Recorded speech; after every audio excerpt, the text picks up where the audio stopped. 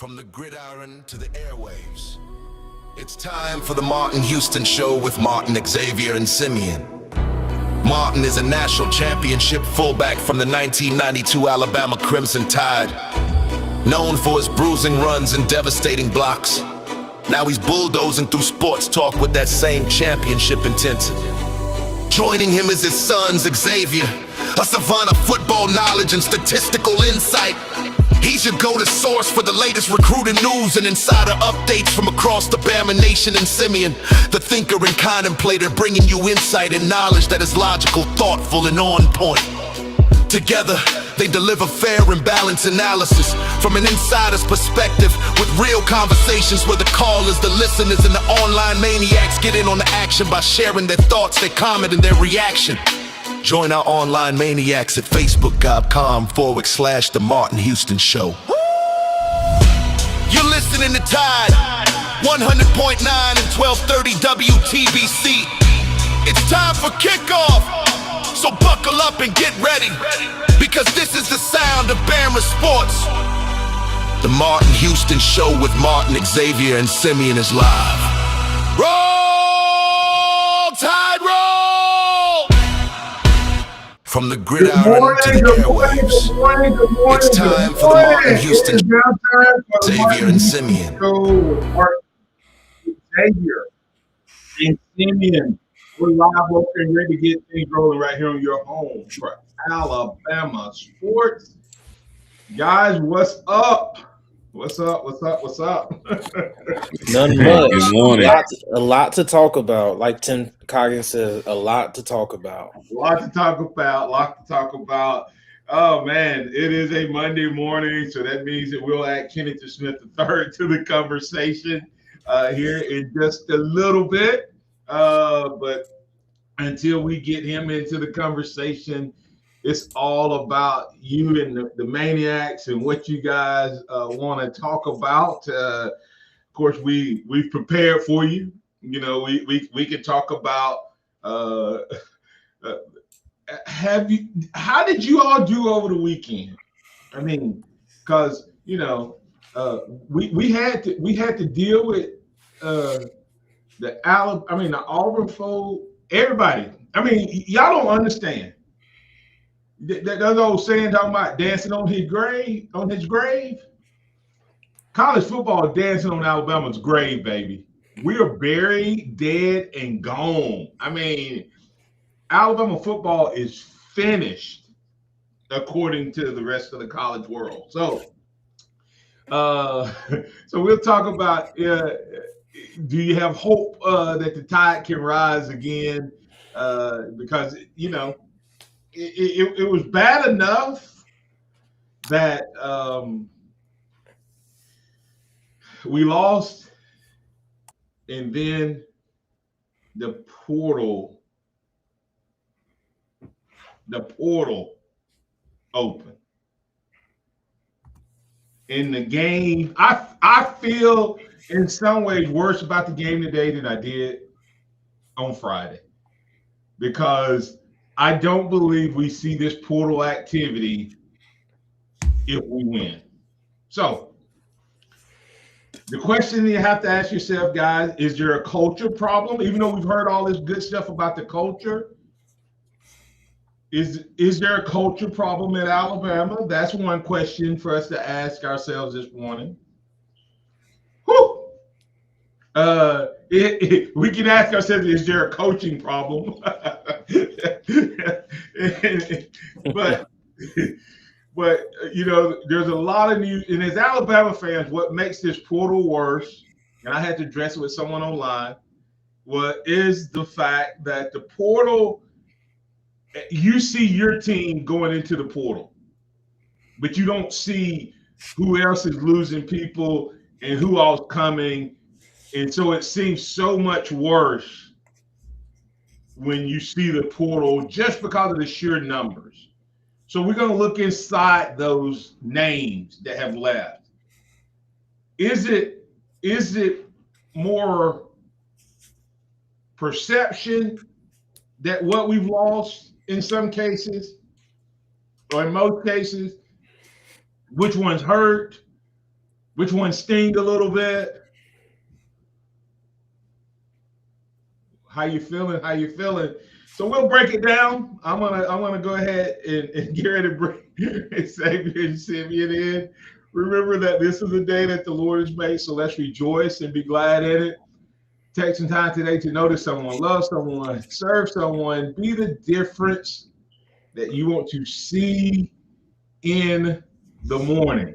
I mean, you want to see in the world today. I was reading and talking at the same time. So, good morning, everybody. Take it away, X. Good morning. Good morning. Yeah, this has been an interesting 72 hours or so since the transfer portal opened up.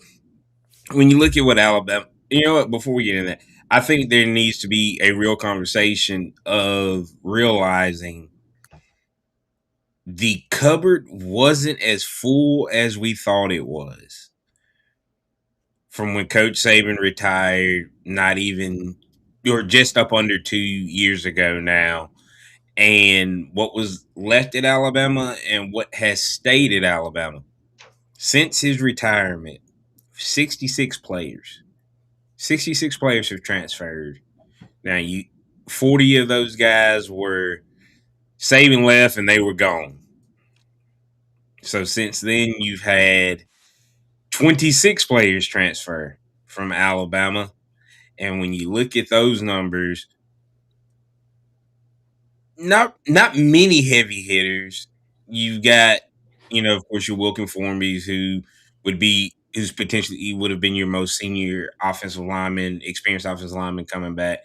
People feel a certain way about Keon Keeley because of his star ranking, not really his production on the field. But one player that Coach DeBoer has recruited has transferred, and that is Micah Dubose. One player he recruited and signed without any Saban involvement. Without any Saban involvement. Because we can't go both sides, because we were giving DeBoer credit for coaching up that first class and getting Ryan Williams. Ryan Williams is technically a DeBoer recruit. Technically, yes. Because he decommitted and had to be recruited back. Right. And some of the guys that DeBoer probably signed were on Saban's board even after that year. But that's still crazy numbers, Simeon. It's still, it's just still crazy numbers. And you did a little research over the weekend, Simeon, because you said you were bored. I think you were just trying to keep yourself off a cliff, but you said you were bored. You looked and you went back and looked at the Indiana game, and you found someone else that had done the number research regarding what does it mean? Because Alabama still has more 5 stars and 4 stars than Indiana. But why do you think that was such a lopsided thing after you did a little research? Well, the average age of Indiana's offense was 22.3 years old.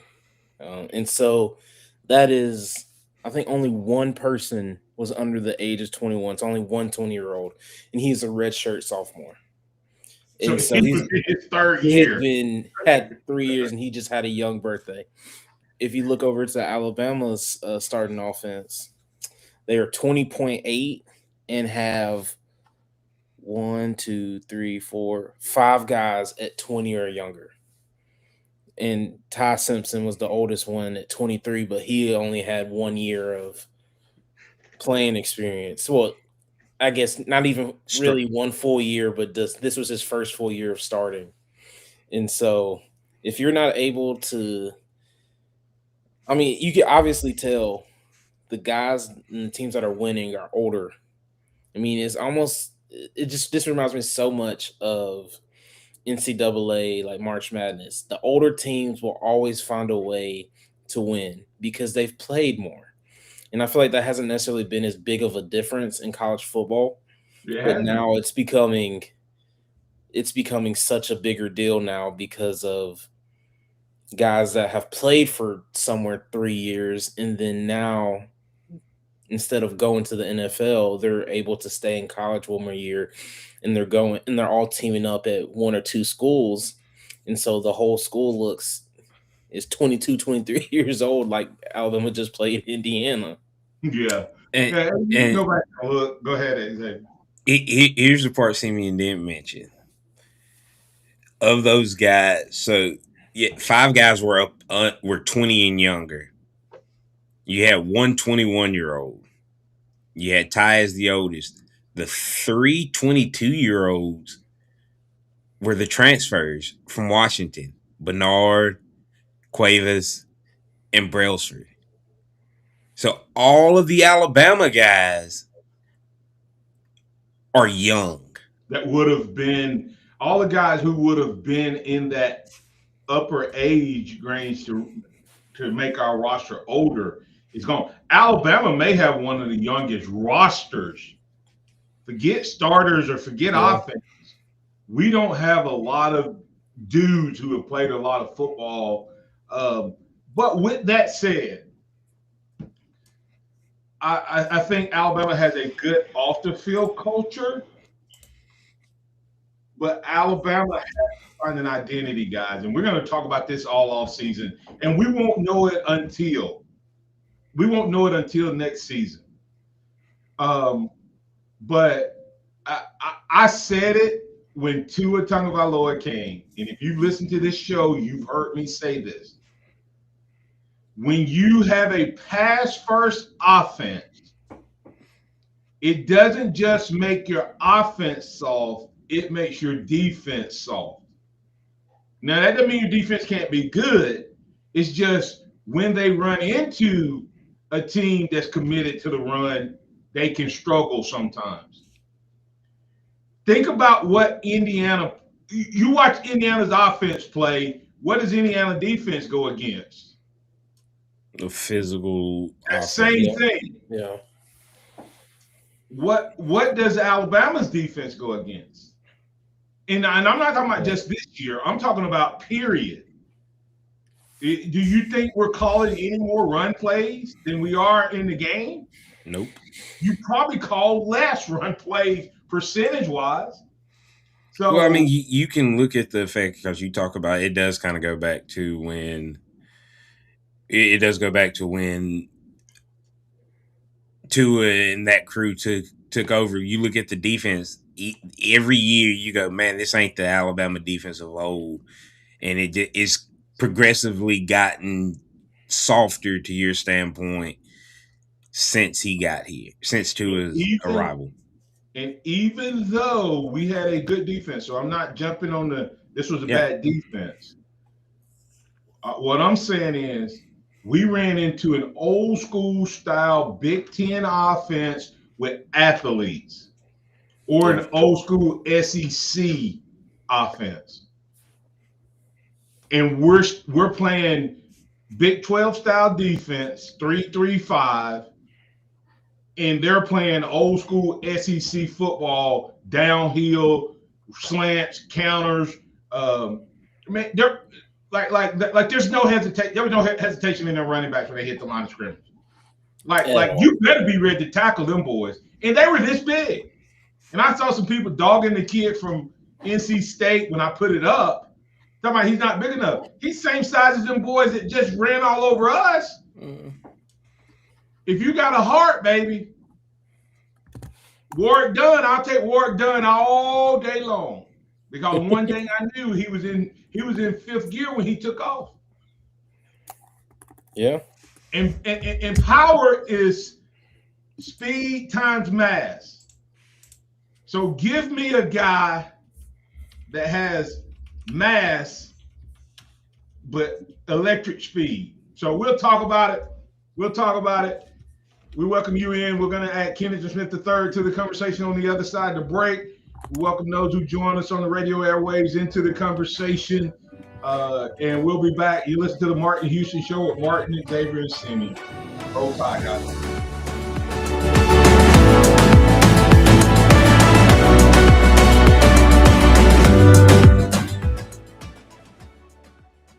Tide 100.9 traffic. Tuscaloosa traffic now from the Townsend Nissan Traffic Center. A very good morning to you on this Back to Work Monday, first one of 2026.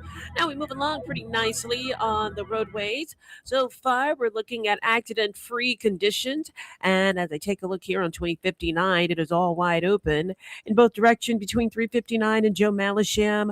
You're all good to go on 69 southbound onto the McFarland intersection. With your Tuscaloosa traffic now, Tammy Thomas. The wall-to-wall clearance sale at Spiller Furniture Mattress is going on now, and you get up to 50% off in every room in the house. Shop any of our 12 locations or online at spillerfurniture.com, where you get big selection, friendly service, and credit. Payments from $199 a month and up to $6,500 off select Nissan models, only at Townsend Nissan. Lifetime warranty, free oil changes, and a pre-approval with no impact to your credit. TownsendNissan.com. Calling all West Alabama Elvis fans for something incredibly special coming January 17th. You won't want to miss it. Absolutely. It's the Ronnie McDowell Band. They'll be having hits of Ronnie's, Elvis's. The King is Gone. He sold over 8 million copies. Come meet him. See his artwork this January the 17th. Get your tickets before it sells out right now at tuscarts.org. That's TUSCARTS.org. Whether you're a working professional or an active dad, Gameday Men's Health in Tuscaloosa offers convenient expert-backed care for all men looking to feel and perform their best. They specialize in testosterone therapy, ED, weight loss therapy, and peptide therapy. Their easy 3-step personalized treatment plan will get you on the right track to feeling and performing better. All you have to do is stop by Gameday Men's Health at 1013th Street East in Tuscaloosa for a free consultation. What does it mean to advertise and do your marketing with Town Square Media Tuscaloosa? Melissa started her business in 2014. What would you say to someone considering Town Square Media Tuscaloosa? My experience with Town Square Media has been awesome, and I would definitely recommend it to anyone. I think that this is the first time in my marketing experience that I've been able to see my return on investment. I would definitely say in the past that has not been the case. In this, I like knowing that that's 100%. A lot of the marketing we've done has been radio. You guys have so much more to offer than that, whether it's, websites from targeted marketing to radio. You are kind of a one-stop shop, and it makes doing marketing so much easier. So I would definitely recommend it. For more info on marketing with Town Square Media Tuscaloosa, call 205-345-7200 or click on Advertise with Us on our website. Hey, I'm Martin Houston, and I want to tell you about exciting news happening at Box Eye Care. They've moved to their new location, bringing you a brand new lab, stylish new frames, and a fresh look just for you. Enjoy their expanded frame inventory, competitive prices, and faster service, all with the same great level of service you've come to know and trust. Discover this full-service eye care at Box Eye Care's new location. With their in-house lab, they offer unbeatable value and one of the largest frame collections in town. Schedule your eye exam today and walk out with new glasses in less than an hour in most cases.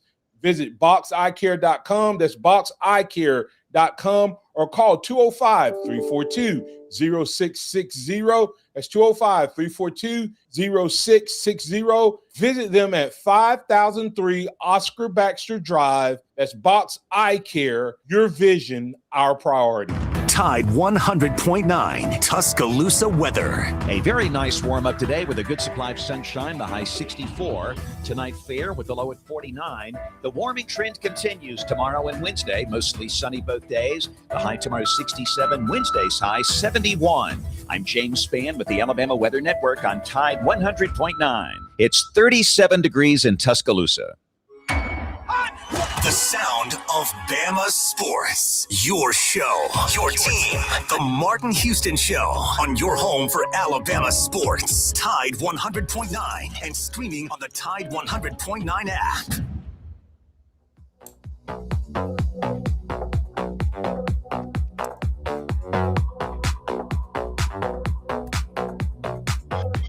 All righty, welcome back into the Martin Houston Show with Martin and Xavier and Simeon. We're powered by Box Eye Care. Box Eye Care, making a difference each and every day. Go check them out. They have that huge in-house inventory that can provide you with most of the desired looks and frames that you want, as well as have it inside lab right there on site, get you in and out in most cases in just an hour or so. So that's Box Eye Care. Dr. Box and his team do an unbelievable job. So go check them out and tell them that Martin Houston told you to stop by. That's Box Eye Care, powering the Martin Houston Show with Martin, Xavier, and Simeon. So, all right, guys, we had a good first quarter there. We're now bringing Kenneth Smith III into the conversation. Good morning, Kenneth. How you doing, sir? I'm good. How are you? Well, we're recovering. Getting better. We're recovering. We're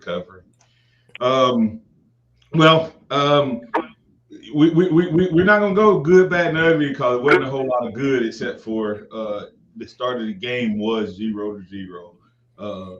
But other than that, it wasn't a whole lot of good. What's your overall takeaway from the game? Yeah, I mean, not a whole lot to say. I mean, it was just a pretty thorough beating. I thought it was, just kind of, I guess, disappointing, just kind of how it all unfolded. It was like, I don't know how much I paid attention to, like, actually what the broadcast is saying, like, during the actual games, but, like, it was like on the first drive of the third quarter, Kirk Herbstreit pretty much said Bama quit like 2 minutes into the second half. He kind of goes in this long soliloquy, and he's like, I don't see any fight, don't see any effort, don't see any will. It's like Bama's just kind of giving it up. It's like 2 minutes into the third quarter. I think that kind of encapsulates the game. Unfortunate for Ty Simpson to go out. If there was some good, Austin Mack came in and led a scoring drive. So it wasn't like a complete disaster when he got into the game. So that's probably like the lone bright spot that I have. But just a thorough beating, really disappointing. And unfortunately for DeBoer, for all the good that he's done in 2 years, like Bama kind of getting embarrassed has kind of become a thing.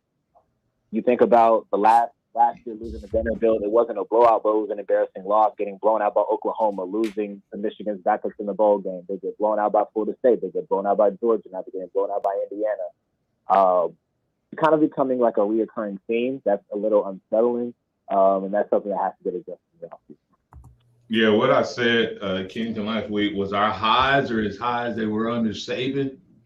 So our ceiling at Alabama is still good. The problem is our floor is as low as it's been at any point in Alabama history. Now the team isn't as bad as the worst teams at Alabama. So don't anybody hear me saying that. But when we lose, we lose. And so I got 3 questions for you guys. Then we're going to get to Alan on the phone. And this is coming from it started from one of the maniacs. It's kind of a 3-part question. And is Alabama physically weaker than they've been, despite what we were hearing about the numbers? And, Baloo was telling us about, guys squatting 1,000 pounds and all of that stuff. Is this team physically weak? Because it seemed that we got pushed around in games where we lost. We got pushed around.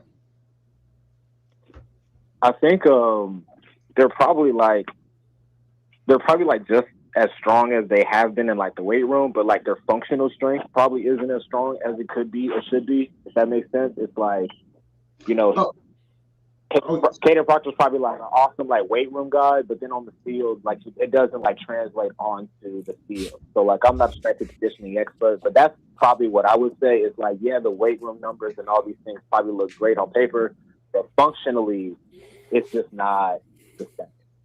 Guys? Yeah, I mean, I agree. I feel like you can lift 1,000 pounds on bench and squat, but if you can't move or if you're not functionally able to show your strength on the field, it doesn't really matter how strong you are. I mean, there's been so many guys that you see. Don't you say that you look like Tarzan, play like Jane? Yeah. You look like you got it all put together, and you have every ability, every strength, every feat. But then every single time you go out on the field, you get manhandled. It's just because they don't know how to use that strength yet to advantage. And X, I'm gonna add another element to it. QD, he said that here this team is more mentally weak than physically weak, and a lot of people have said we're Alabama's soft.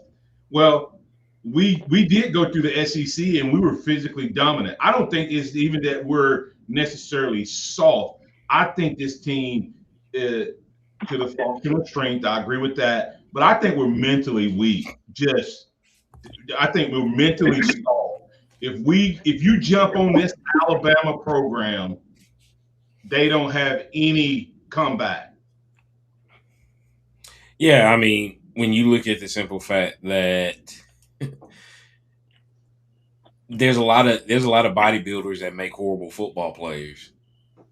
So strength means nothing if you don't know how to use it as a mistake.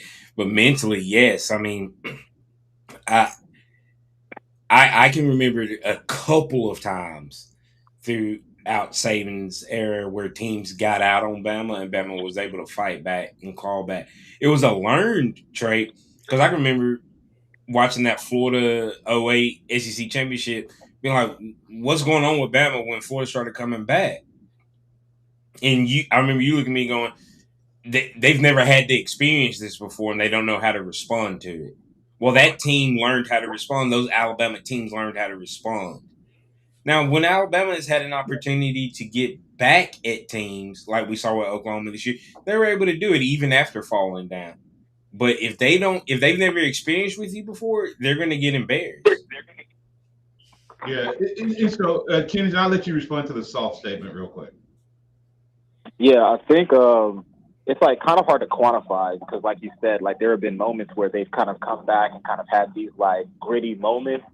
But I think it's kind of one of those things where it's like, I don't know if the same confidence that they have against like certain teams translates to every team, right? Like if it's in a game against Georgia or like Oklahoma where they play or Tennessee, a team that they know that they can beat and have beaten before, I think that's kind of when you see that confidence and that kind of grit in those situations.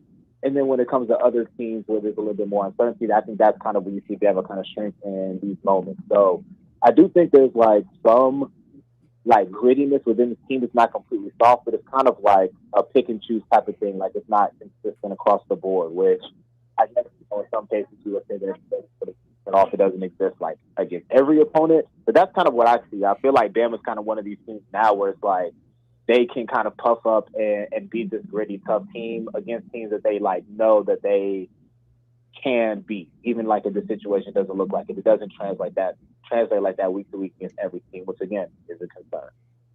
Yeah, Alan, we're going to get you on the other side of the break. But guys, before we go to break, I want you to tell me which unit do you think is the most physical, gritty, emotionally tough, strong unit? Go ahead. Pick your poison. DBs. Defensive back. Yeah, the DBs. Yeah. Hey, Xavier. Linebackers, maybe.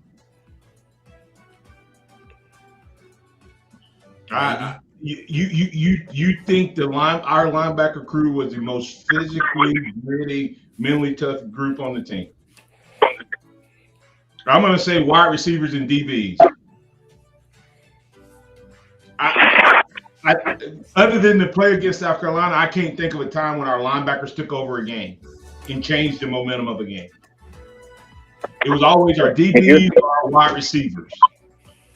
When I played the game, go ahead. Now I was just going to say, if your skill players are your toughest players, it kind of says it all. And that's what my thought is. Xavier, you may be correct, but the fact that we have to think about it tells you all you need to know. If I go back to Reuben Foster or Ragland or McClain, or it's like duh. Or you're gonna throw somebody from the trenches. You're gonna say Chance Womack. You're gonna say Landon Dickerson. You're gonna say, who do you look at on our team and go, okay, when we need to punch somebody in the mouth? So And that probably says more than we wanted to say. We'll be back on the other side. Alabama was one game from making it to the semifinals. Let's not lose sight of that. Let's not lose sight of that. With all of our gripes and complaints, they were one of the top last eight standing. But what a bad game. Going into the offseason. Yeah, they fixed what needs to be fixed. Is that a coaching issue? Are you shocked that you haven't seen any coaching changes? We're going to get Alice call, and then we're going to get Robert call, and we're going to get Peterson's call on are you shocked that there's been no coaching changes announced yet? We'll be back on the other side.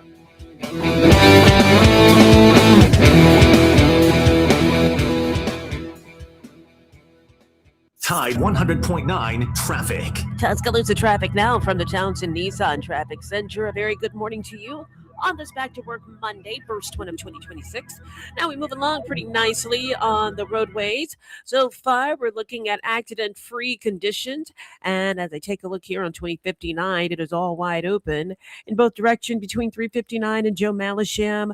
You're all good to go on 69 southbound onto the McFarland intersection. With your Tuscaloosa traffic now, Tammy Thomas.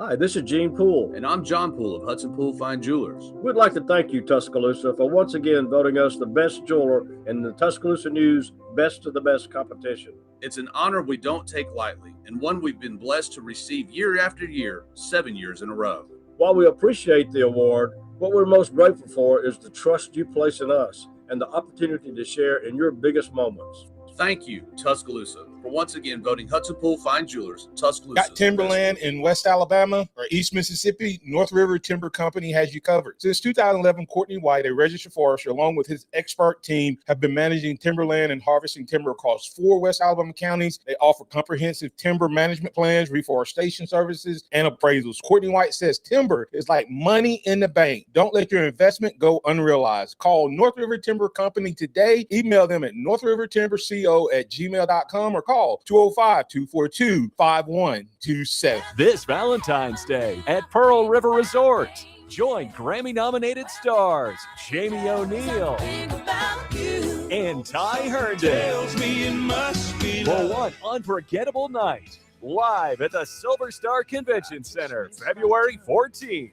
Bring your sweetheart or make it a night out with friends. Just don't miss the hits and the heart live on stage. Tickets on sale now at PearlRiverResort.com. Taco Casa, quality, taste, and value under the biggest cactus in town. They've been doing it the right way each and every day for 50 years and counting. If you're looking for a great option for lunch and or dinner, then you need to check out Taco Casa. Taco Casa, and while you're there, don't forget to get a big glass of that sweet tea. Visit them online at tacocasa.com. That's tacocasa.com. Quality, taste, and value on the biggest cactus in town. That's Taco Casa, tacocasa.com. What does it mean to advertise and do your marketing with Town Square Media Tuscaloosa? Melissa started her business in 2014. What would you say to someone considering Town Square Media Tuscaloosa? My experience with Town Square Media has been awesome, and I would definitely recommend it to anyone.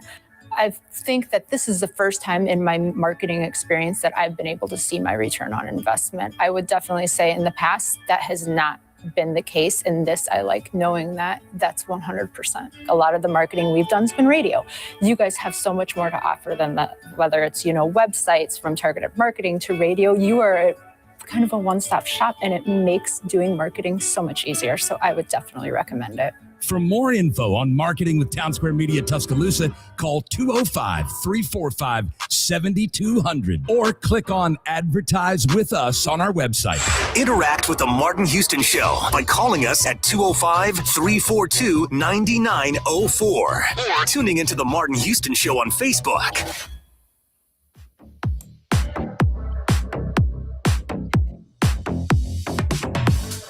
Welcome back into the Martin Houston Show with Martin and Xavier and Simeon. We got Kenneth Smith III in the conversation.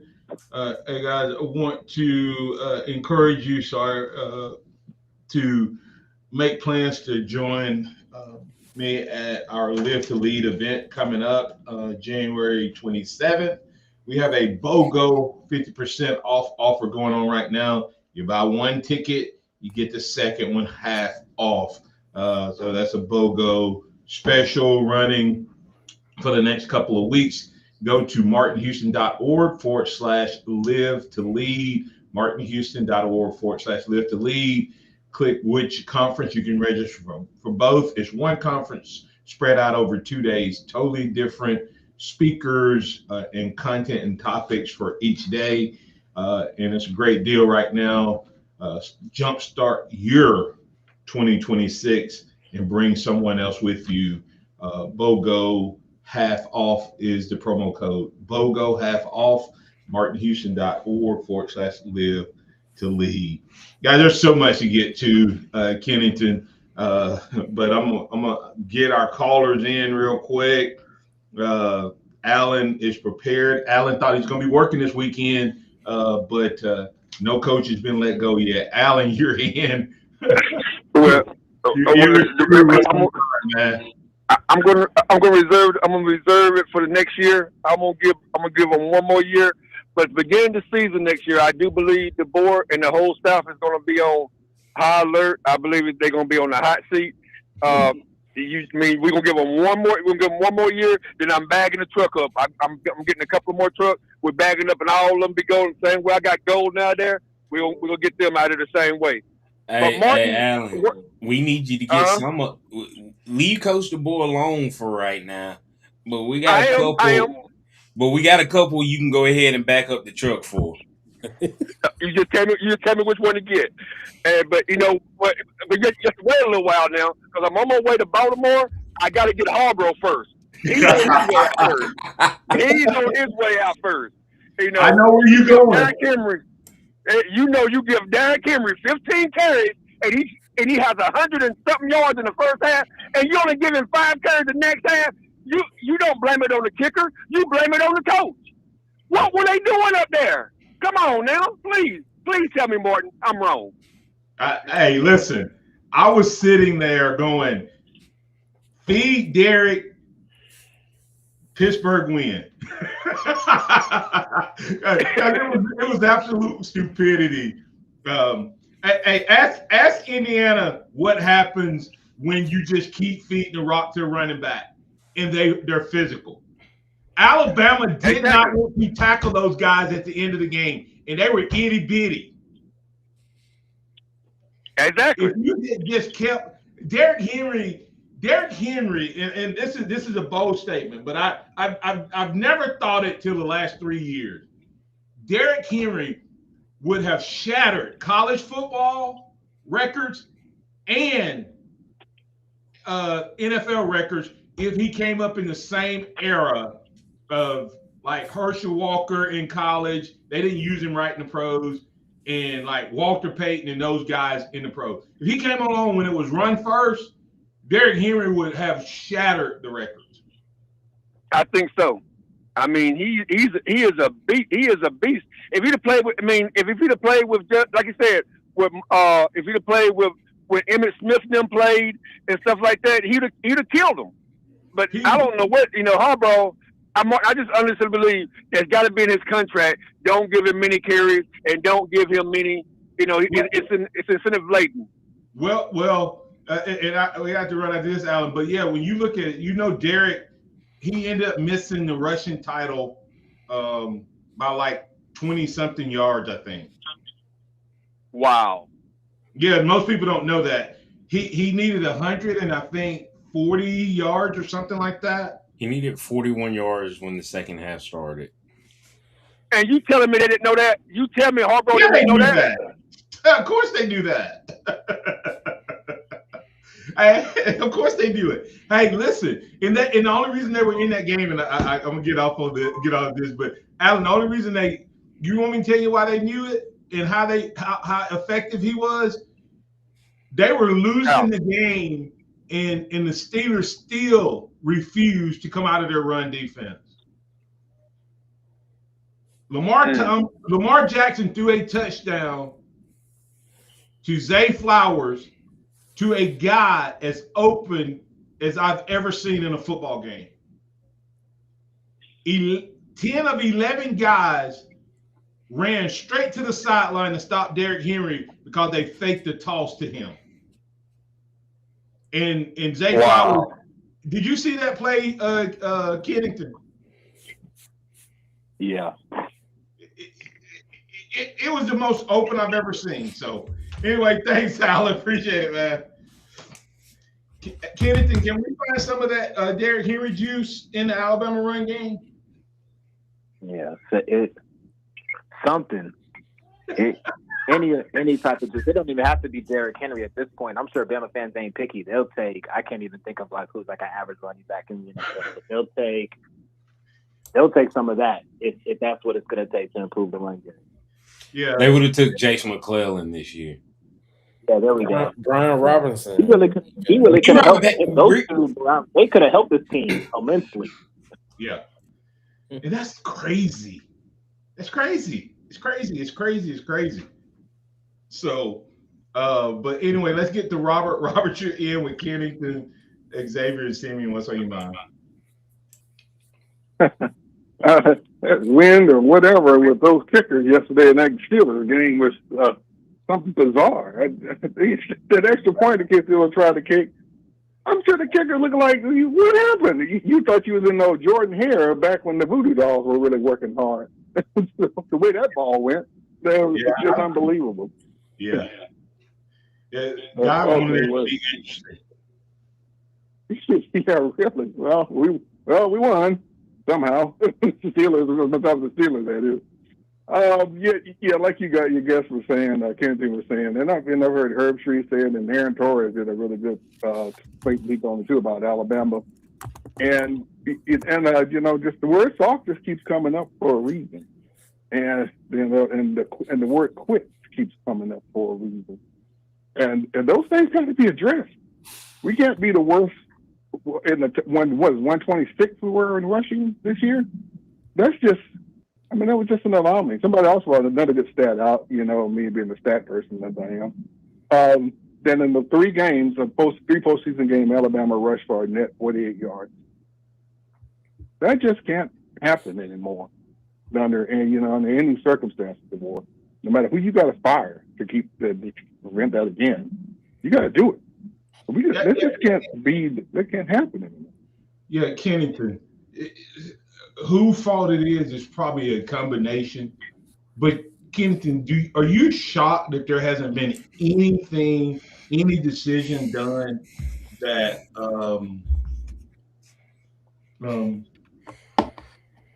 that at least let somebody be the scapegoat?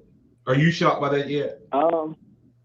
Not really. DeBoer is not really like that type of coach. I mean, it took him forever to hire Ryan Grubb, and that's like his boy. And that was like dragging into like February. It felt like I can't even remember exactly what day that he got hired, but that's just not really how he kind of does things.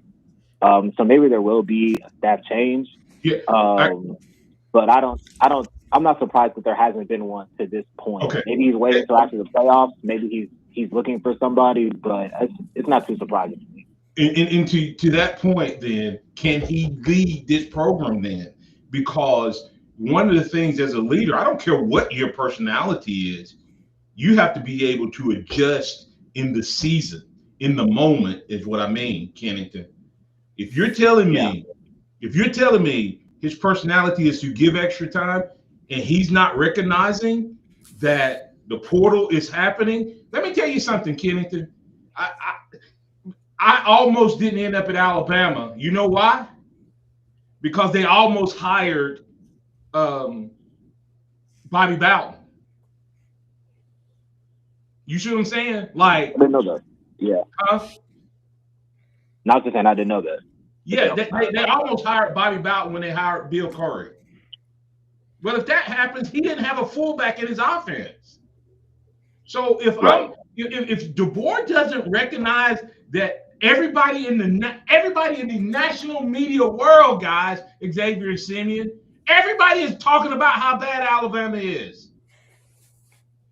Well, if I'm a coach, when Nick Saban was here, the only thing I could say was he's getting old and he's going to retire. But I used it everywhere I could.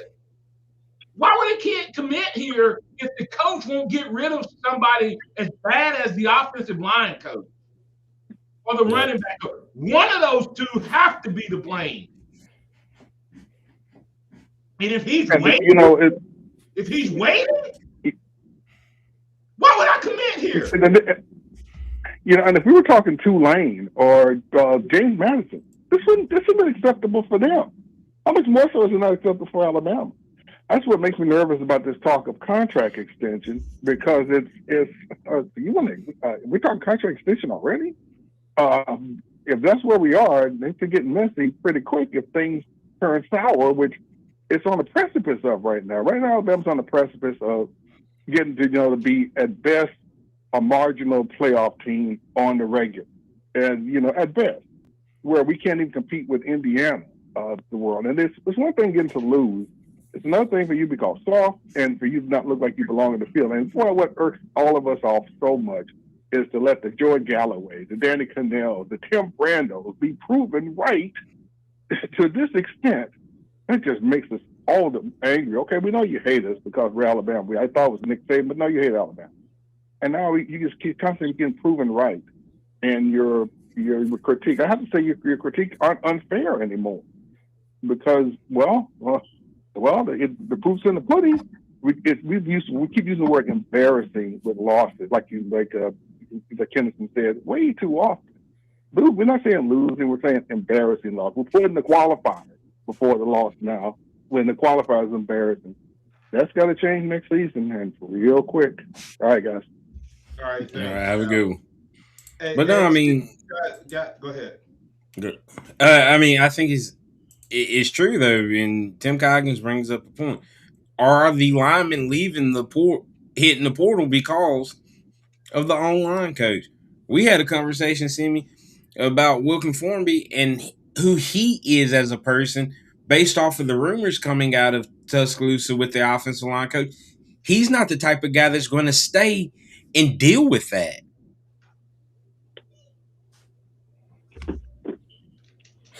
Yeah, I think that is. Go ahead. Yeah, I would say it might have something to do. I think it has something to do with that. I also think, this also maybe goes into the coaching as well, especially in the case of Wilkin. Wilkin probably just doesn't have a lot of direction on where he's going to be playing. It's like, am I a guard? Am I a tackle? Am I going to be playing on the left side? Am I going to play on the right side? I imagine he's sitting in that meeting room and it's kind of like, well, we could play you at tackle, but we might bring some guys in the portal, so we need you at guard. But if we don't do that, then you're going to swing out to tackle. But be prepared to still play guard still. So it's like, I just think the indecision along the offensive line, not being able to create a lineup of 5 guys, not having cohesion, also kind of adds into it. Not even just the fact that the O-line coach might be saying, but just what is going to be the plan there probably is equally as concerning if you're trying to figure out whether you want to stay. I mean, absolutely. I think just the situation with the offensive line is twofold. I think they've probably been told and tampered with that, if you couldn't play while the offensive line was struggling, then the coach is either dumb or you should come play here because they don't know what they're doing. And if guys are being told that we're on the offensive line, I mean, because if you look at how many times this offensive line was dysfunctional in all the rotations that Alabama had, there was not one time during this season, other than the last 3 or 4 weeks, that the offensive line felt consistent at some point. And I remember saying that, I'm like, you remember that you said earlier in the season that this was just the way of college football now. I think it was because, the stuff going on with the O-line coach, that there were major issues being done. Because this makes absolutely no sense that the O-line coach, some situations, some staff movements haven't been made yet. Yeah, I'm convinced. Everybody, when you look at this, Kennington, if you were the coach, what would be your first move? Yeah, probably try to bring in some fresh blood on the offensive line. Running back kind of was what it was. They weren't a great group, but I do think Gillespie's recruited that position well. I think we all knew kind of going into the season that it was going to be a weak spot. So I don't want to have like revisionist history of like, oh, well, you know, the running back room kind of tapered off. I think we all kind of knew going in that was the weakest position on the team, one of them, and it kind of performed that way. But you are bringing in EJ Crowell, so there's some juice there on the offensive line side of it. Probably not as much optimism with that group, so probably would try to make a move to bring in somebody a little bit more experienced on that side. So that would probably be my first priority.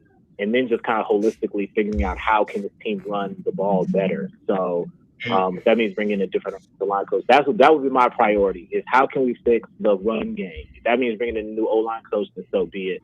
But I think the running back just kind of was what it was this year. Offensive line definitely underperformed though. Let me ask you this. If you're writing for a top program or you're playing at a top program, experienced, and I offered you a job at the worst ran program, at the worst ran magazine, or close to the bottom, and what would be one of your first questions? Is the same guy going to be running it? Would that not be one of your first questions? Right. So, yeah, definitely. Alabama offensive line and Alabama's run game in production in the run game was one of the worst in the nation. And if we go out and get a bunch of guys that can pass block, we still don't have we have to find guys who can what? Run block. And so the first question they're going to ask is, who's going to be teaching me to do that? And if you say, I don't know, or the same guy, which is even worse, then I don't think you're going to get the quality out of the portal that you need. You might. Well, I mean, I look at it like this. We see the biggest position, it seems so far, that Alabama has been recruiting in the portal has been offensive linemen. But I don't trust Coach Cat based off of what I've seen for 2 years. And I don't know how you can, as a junior, senior, and you're trying to make it to the league, trust him to get you into the right position to get you there. Yeah. Hey, Kenneth, can you do an OT about 15 minutes? Sure. Okay. All right, I'll call you back when we go off the air. But go ahead and give your thoughts on that before we get out of here. Yeah, no, I agree. And if I'm looking at a breakdown now. We're assuming Caden Proctor's going to the NFL. Parker Brailsford is up in the air, but if he were to declare for the draft as well, at that point Alabama would have 6 scholarship offensive linemen, and only Michael Carroll on this list has started a game. So not great at the moment. They're obviously going to add some more linemen, but the foundation right now is pretty bare in terms of experience. Yeah, absolutely. And experience. And the question becomes, maybe guys will come here because they know how desperate the situation. But you would think that the guys would stay because they know that look, you think about an Olas and you think about a Rock, this is their opportunity and they're bolting. You have to ask yourself why. Hey, this has been the Martin Houston Show with Martin, Xavier, and Simeon. We have Kenneth Smith III. Hey, we're going to take a quick break. You're going to get Barry and Wimp up next. So stay tuned on the radio airways. But we're going to do a little OT over on the online platform, facebook.com/the Martin Houston Show. Remember this, trust in the Lord always, lean not your own understanding in all your ways. In all your ways, acknowledge him, and he will direct your path. Roll Tide, everybody. Good time.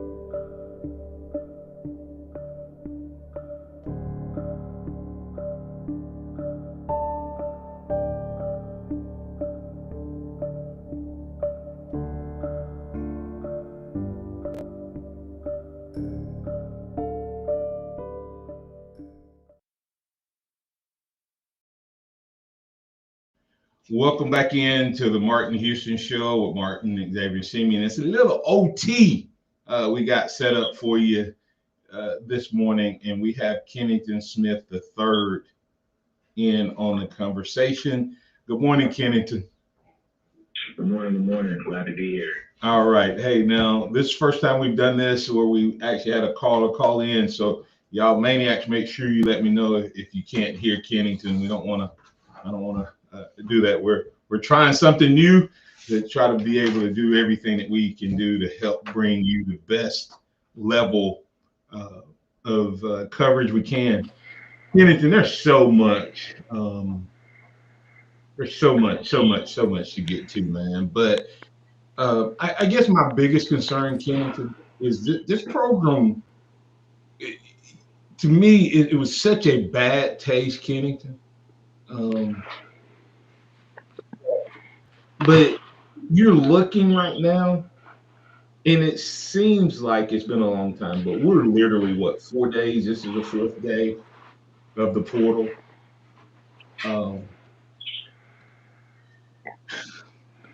Sometimes you just have to make a move. And I'm concerned that he hasn't. Yeah, that's understandable. And to your point, like, there's this conception about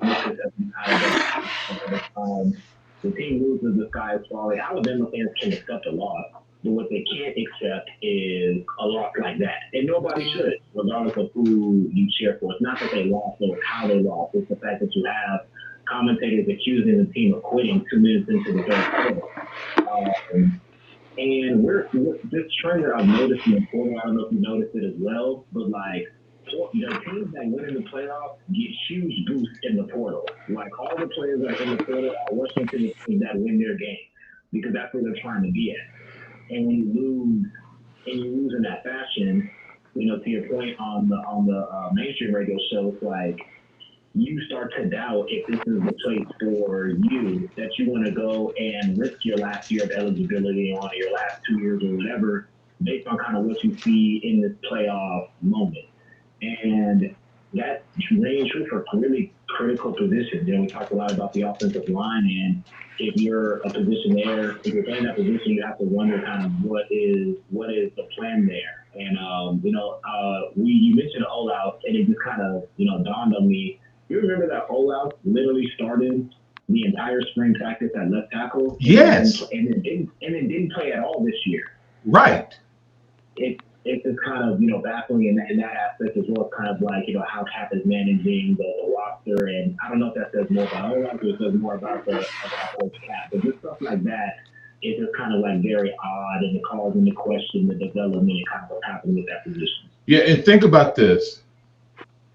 Did the media hype keep Caden Proctor? Simeon, did the media hype keep Caden Proctor at left tackle? I mean, it appears that way. The guy has never been to a spring practice. Could you imagine being an offensive lineman, Simeon, that practice all spring like Olaus, and then you watch this team perform and you can't get on the field? Yeah, I mean, just as it'll make you question your ability to play football, honestly. If you look at that offensive line and the holes that they've had this entire season, and not even one time during the season you got to rotate, because there was a time where William Sanders was rotating in and all that stuff, so maybe that's why he's not going to transfer, but those other guys didn't even get a chance to contribute or at least help the team. So, I mean, I completely understand why those guys that at least, like you said, Olaus had an opportunity to start all at left tackle, right? Because Proctor was hurt. Yeah. And so the fact that he hasn't gotten to play at all this entire season, I mean, Kennington, who do you think was our best offensive lineman coming into this season? Rate the best offensive lineman coming out of spring that participated in spring. Parker Brooks, right? Okay. Then who's second?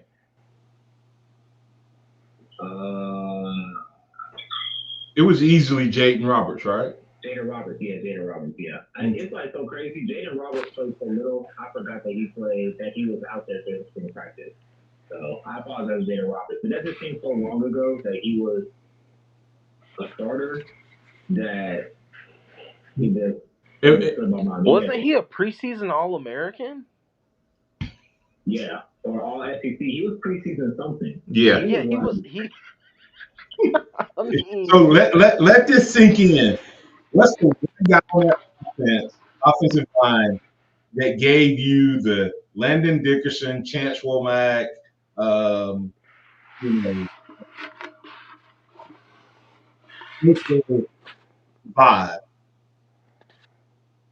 Wait, what was that last part you said? Or the Booker vibe? Jaden Roberts, right? Yeah. He was the one guy that I thought had that old school nasty mentality that O linemen have to have. Yeah. And then so we spent all spring, Brailsford, Roberts, Formby, Dewberry, right?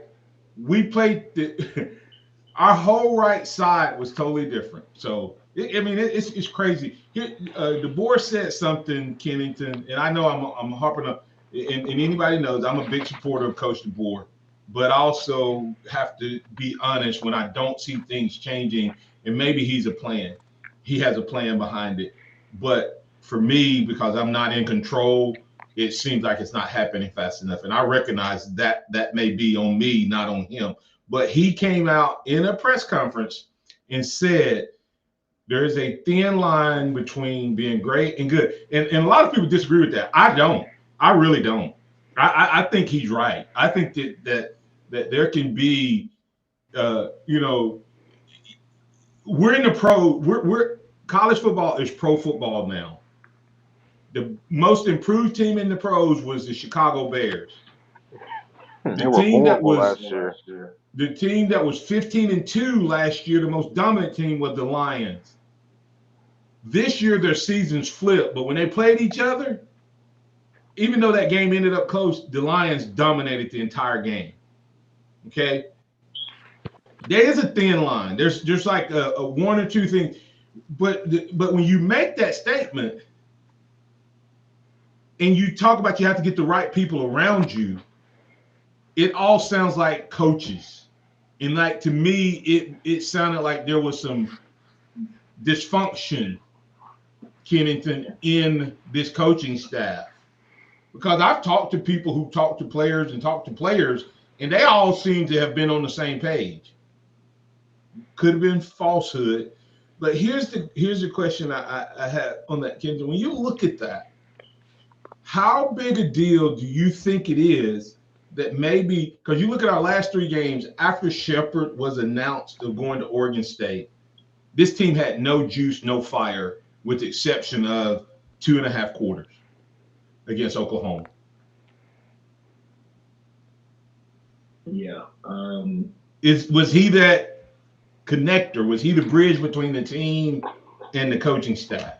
And once he was not as engaged, was there a disconnect?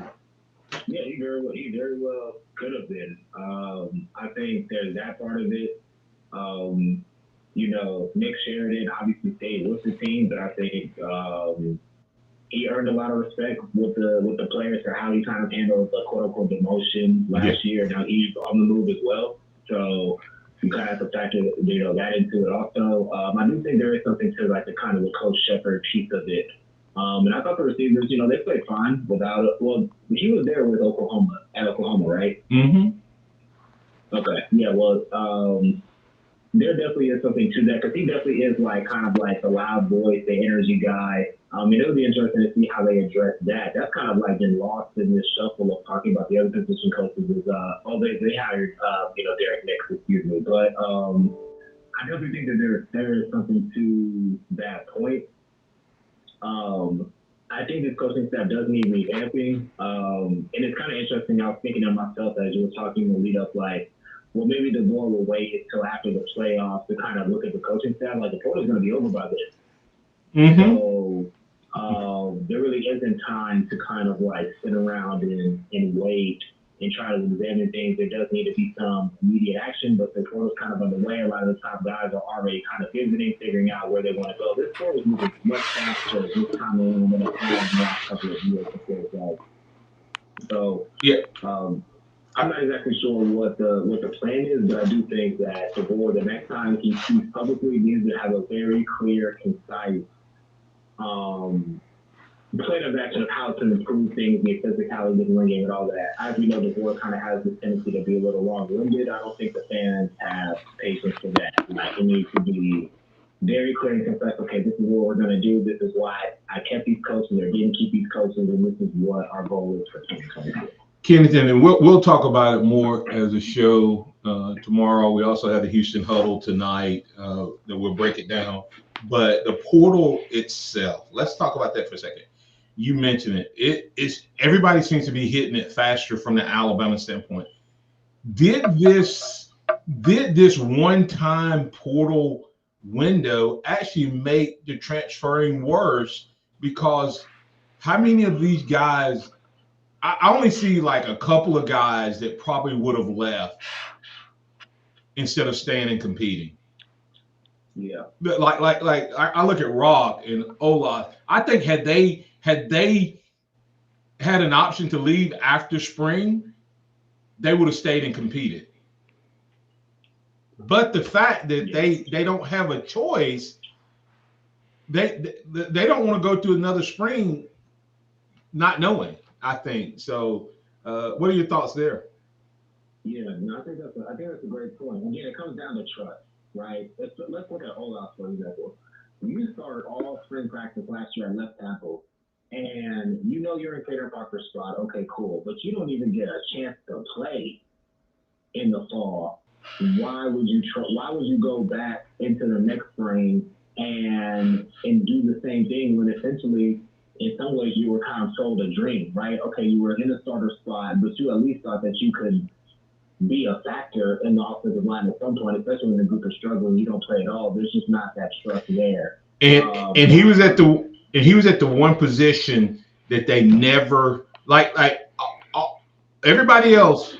All other four, there was times that they even bought Vandermark in for Brailsford before he got hurt. Right. In the rotation. Olas didn't make that rotation either. Right. Right. And then it's like, when they do want to rotate somebody to tackle the true freshmen, right? Like Olas has done it for a couple of years now. Somebody who whenever you get an opportunity, I completely understand it. Rock is somebody who played a little bit of guard, played a little bit of center. Not quite sure. Maybe he's not quite sure like kind of where he fits into the rotation. He's like, let me just try to test myself elsewhere. So I definitely think there's something to that, right? Like without that spring portal window, players, you don't have the benefit of the doubt as a coach.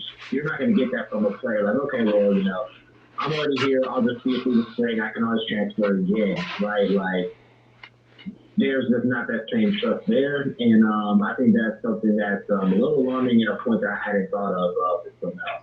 Hey, Simeon, what's your thoughts in terms of Wilkin? Wilkin probably would have been in the portal regardless. I know that sounds. What do you think is the impetus behind Wilkin? I mean, I think he really wants to get back out and play tackle, and I don't think he was gonna ever get a chance to play tackle again at Alabama, and that's my biggest reason on why I think he transferred. And like, there's been reports that there was a team last year that offered him a pretty big lump sum of money to transfer out there last year, and he had to get talked back into staying at Alabama. So I think him moving into guard, and that's not the position he wants to play in the long term. So I think he just ended up going somewhere, or is going to go somewhere that he gets to play tackle. Kennington, and what's your thoughts on Wilkin? Because truthfully, Wilkin is the only one that you look at and you go, now that means Wilkin was this juggernaut, cannot replace type of player. But because of what's happening with the O-line, to me, he, especially with the unknown around Brailsford, if you had said, who do you have to keep on this offensive line, it probably would have been Wilkin. And so, what are your thoughts there regarding him?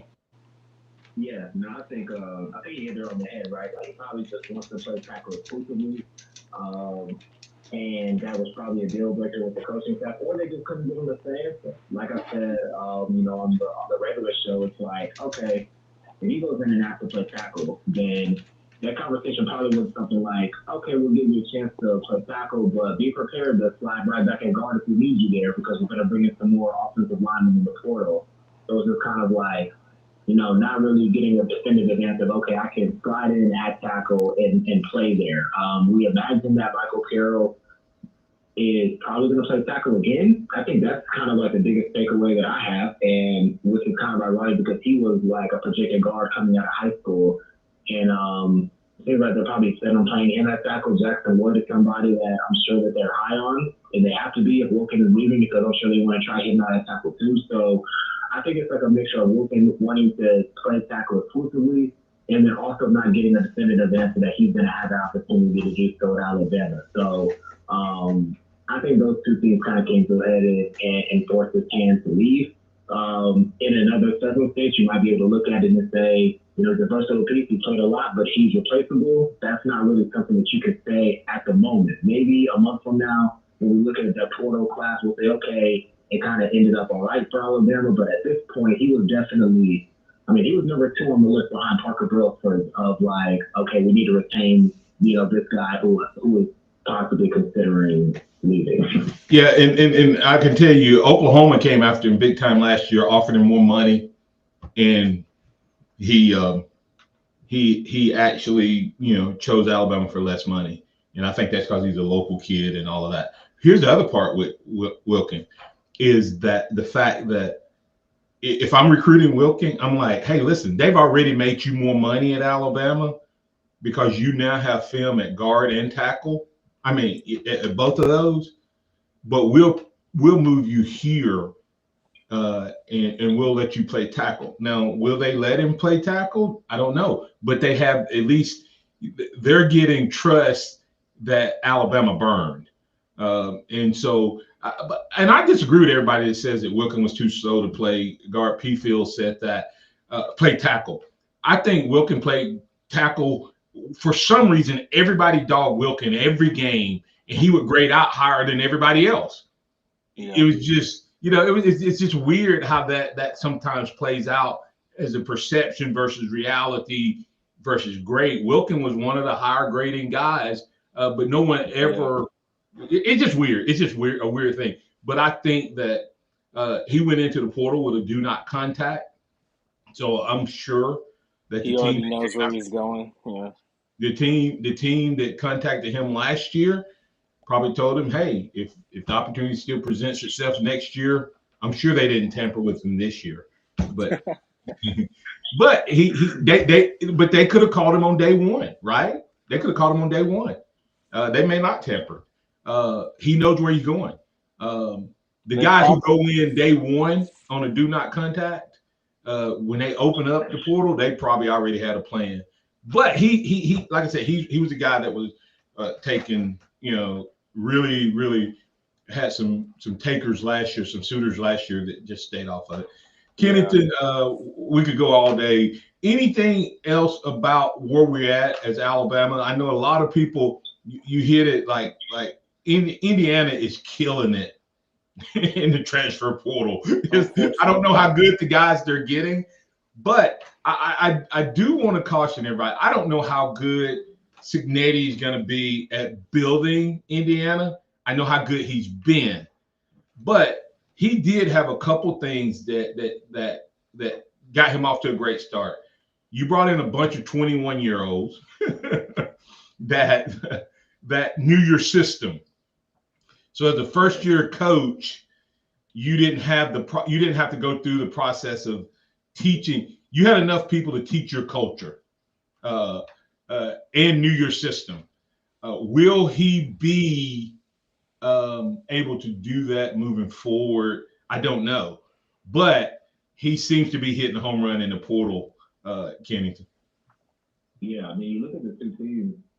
that are killing it the most right now in the portal is Ole Miss and Indiana, two teams that had big wins in their last round of the playoffs. So winning in the playoffs means that you're like the high school that kids in the portal want to go to, want to be around, and kind of want to feel that playoff energy. I think for Alabama, like I think my big takeaway is let's just see what happens a week from now.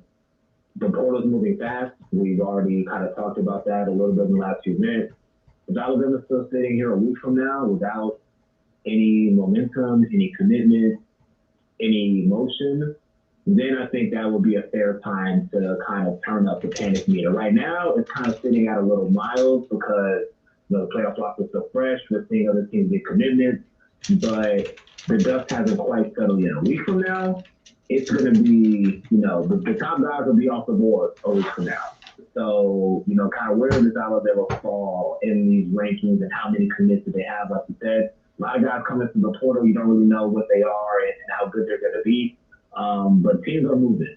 Teams that are trying to compete for a championship are moving it and making moves. And if Alabama's still sitting here a week from now without making some moves that make fans feel something, then that will cause, some reason for concern, I would think. Simeon, closing thoughts. Yeah, I agree with what Kennington just said. I think you just have to be patient. There's been a lot of guys that have been on campus that aren't getting the reports. And so I think you just have to be patient and trust that the coaching staff and that the board will make the right decisions for the team.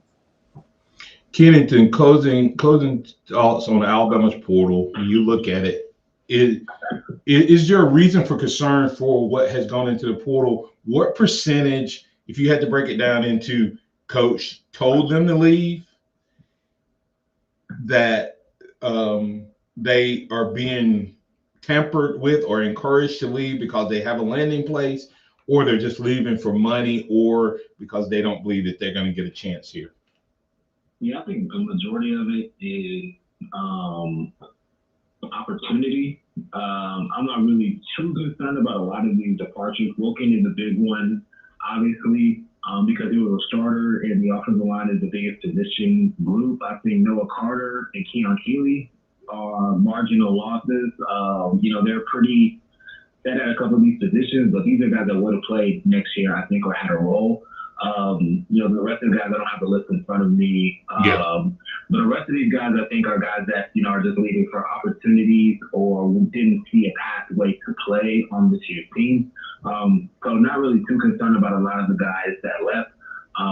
But offensive line is definitely one where a week from now, like I said, if Alabama doesn't have a couple guys either committed or really trending their way, we're going to be looking at the Stormy loss. That's probably the biggest one of all the guys that have been through before. Do you see Alabama possibly, if Alabama were to land a guy like a Sam Pittman or maybe even Huff from Washington that coached the Joe Moore team, do you see any of these guys coming back that's in the portal on that O-line?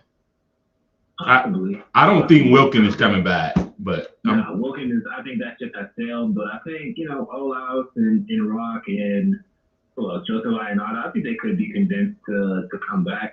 I think there's multiple ways that you could spin that though, where it's like, okay, like if these guys come back because of the coaching hire, did these guys come back because they didn't have as much motion as they thought? So I think you kind of play those mental games a little bit as a fan of like, these guys left, but now they're coming back. So I think it's definitely possible, though. But I definitely think the Wilkin ship has failed. Yeah, I think Wilkin is Katie out the door. So I don't see him coming back. But who knows? Hey, one last thought is, and we're Maniacs. We'll talk more about this, but I want to get Kennington's thought since it may be old news. Is Keeley potentially even playing the money game, the Mbakwe game? He definitely could be, because that was that was probably like the most surprising one to me. It's like this guy waited all these years to play, and he finally plays, and he's getting better, and looks like he's gonna have a role, and now he just enters the portal. It definitely could be a money play there, where somebody is kind of squeezing him into the portal, or maybe he feels like he can leverage something against Alabama. So that would be one to watch. That one might not be quite over yet, because that one was Of all the names on the list, you could rationalize every single person on this list leaving, but Keely was one that raised some eyebrows for me for sure. Yeah, he's the one that I'm surprised because they have transitioned. They transitioned him to that. They've trained him and built him, and he was coming along. And I think the transfer portal, Kennington, and you respond or not, the transfer portal is the college football what holding out was in some cases to the NFL. If he doesn't go into the portal, he's not getting any more cha-ching. Right. So I just wonder. I don't know that. That's what I thought about that. Either one of you guys got any closing thoughts or comments or reaction to that? It'll be interesting to see if Alabama plays that game again. If that is the case with Keely, because they played with him Bakwa, that was obviously a bust. Do they feel like Keely is worth it? He's certainly shown probably like equal to what Mbakwe showed a year ago.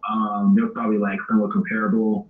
So if they do or don't, I think it'll say a lot about how they're going to be managing these type of situations in the future. So we already saw it happen one time with Mbakwe. Are they going to use it as a precedent moving forward? I think it'll be interesting. It absolutely will. Hey, listen, we'll be back tomorrow, same bat time, same bat channel, 6 a.m. to 7 a.m. With the Martin Houston Show with Martin and Xavier Simeon. We'll have the Houston Huddle tonight at 7 o'clock. We'll go live the Houston Huddle tonight at 7 o'clock. So y'all make plans to jump back on there. And we'll talk about some of these same topics, get a whole new listening audience in. We'll break down some of your comments and reactions that you had on today's Martin Houston Show. We'll carry those over as well. And Kennington, I'm gonna give you a great article, Kennington. If I was an author, if I was writing, and I do some a little bit, but here's a great topic for you to talk about. You know how they talk about NFL bust? Yeah. Is Mbakwe potentially gonna be the first true victim of the transfer portal?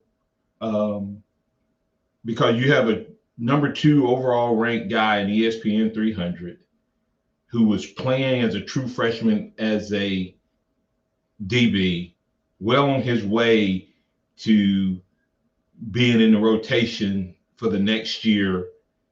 He gets talked into going into the portal by Ole Miss.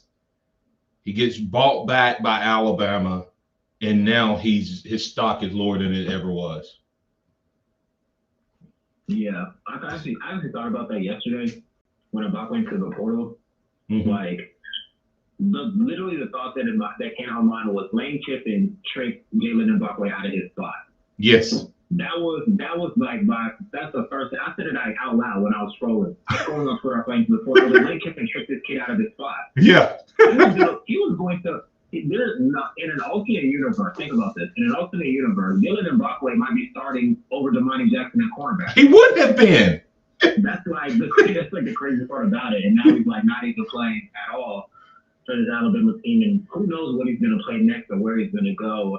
He was a highly rated kid, like 5 stars in college football, like first round picks in the NFL. Like even if you bust that at your first place, you're going to get another opportunity just off of the pedigree. Right. But I don't know what the future is going to hold for him, but that's literally what I thought of. I was like, Lane Kiffin tricked this kid out of his spot, and Ole Miss tricked him out of his spot, and it's just kind of, sad to see how it unfolded. And that's the danger of the transfer portal to the kids.